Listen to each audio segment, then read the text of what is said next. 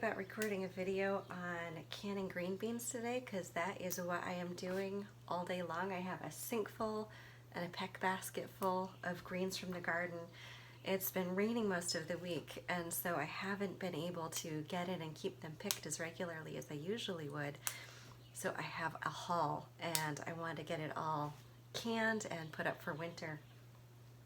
And I started to record a video about how to can green beans.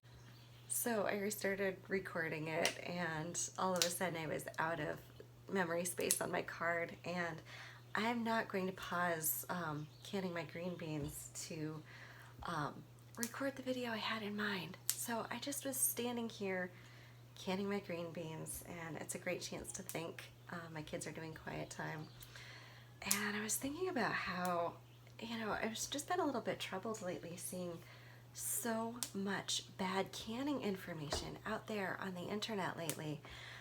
Just generally really unwise and unsafe tips about canning.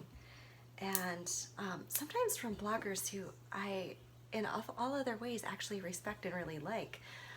And so I've been a little bit surprised seeing unsafe canning information being put out there on so many platforms lately.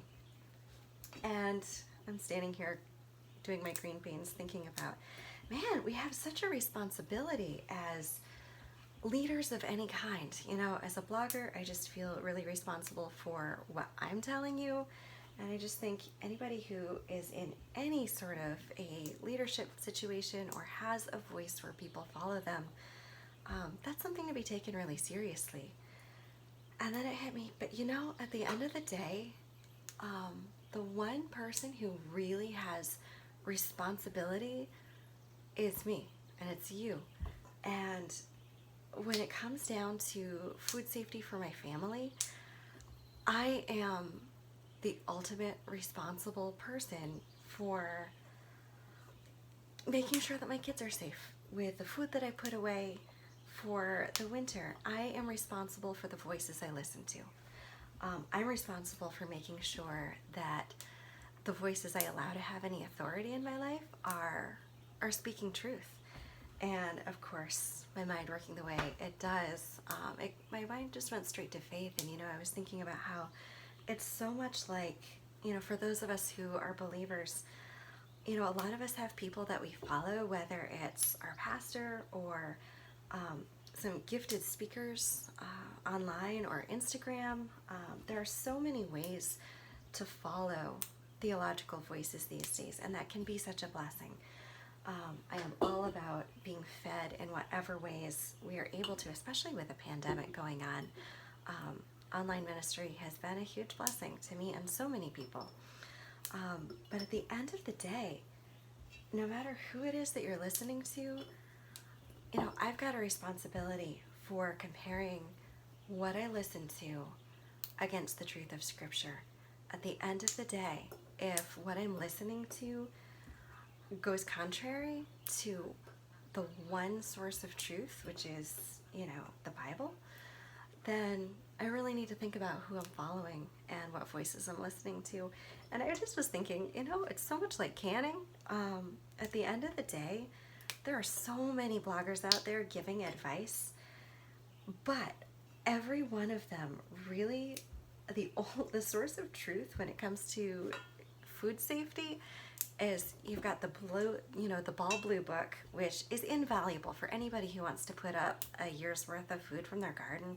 You got to own that thing. It is fantastic. But also the National Center for Home Preservation is all about the science, and these are vetted methods and recipes. And if anything anyone's telling you goes against those two sites, and they're going to both tell you the same thing, as for me and my household, run for the hills. I just feel like food safety is not something to play around with. And so here we are canning green beans and thinking about theology, and that's how my mind works. But I think both of those come down to the same thing. At the end of the day, leaders have a lot of responsibility for the guidance that they're giving to the people following them, but no one is responsible for my relationship with God and my family's health with the food that I'm saving putting away for them for the winter, other than me. It ends with me. I am the responsible one here, and so I am responsible for making sure that the voices I'm following, the helpful guides that might have photos or videos that aren't included with the Ball Blue Book or the National Center for Home Preservation, any video guides or pictorial guides that a blogger puts out there can be so invaluable and just a wonderful resource, and follow those all day long as what they're telling you is in line with those two sources of safety, which are the National Center for Home Food Preservation and the Ball Blue Book. I really encourage you to just, both with theology and with food safety, think about the voices that you're listening to, and always, always, always be comparing those against what we absolutely know to be true. And if those voices are leading you differently, I'm not saying throw the baby out with the bathwater. Maybe that blogger's got great tips about raising goats, but take the food safety, the food storage tips with a grain of salt. Always come back to the truth. All right, wanderings from my mind as we're putting up. I'm going for 60 cans of green beans. Wish me luck. All right, take care, friends.